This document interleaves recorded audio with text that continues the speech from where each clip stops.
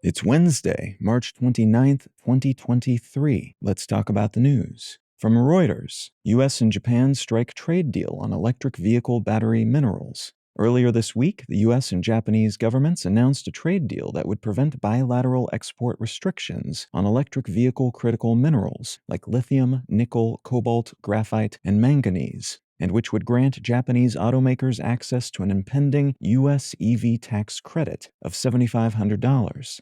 This deal is likely to be one of many that reinforces friend-shoring relationships related to the burgeoning EV manufacturing apparatus the Biden administration is attempting to build and strengthen. The idea is to reduce reliance on China, which controls the lion's share of renewable energy economy-relevant raw materials, while also incentivizing more businesses to build things in the U.S., but to do so without diminishing existing trade deals with important allies. The EU has been clamoring for a similar deal, which would allow their vehicles to benefit from this tax credit too, and this announcement suggests there's a good chance we'll see movement in that direction in the near future.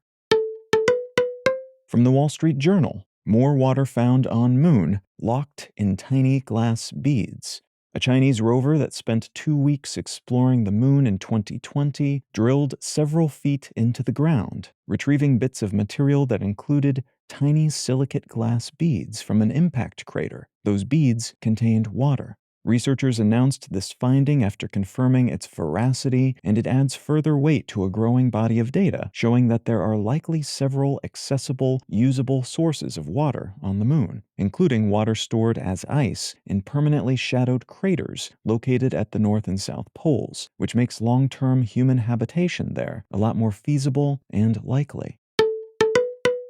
And from the Washington Post, India expels Rahul Gandhi, a Modi critic, from parliament.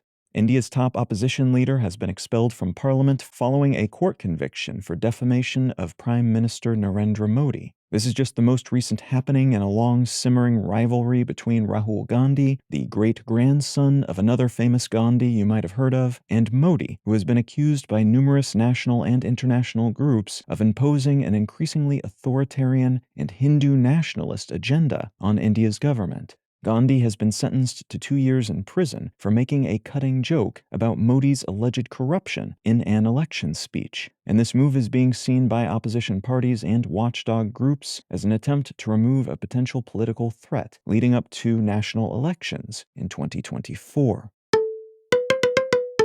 If you're finding some value in One Sentence News, consider leaving a quick review wherever you get your podcasts and/or sharing the show with a friend. You can find out more about this show or subscribe to the email version at onesentencenews.com, and you can support this and other related projects, like the Let's Know Things and Brain Lenses podcasts, at understandery.com.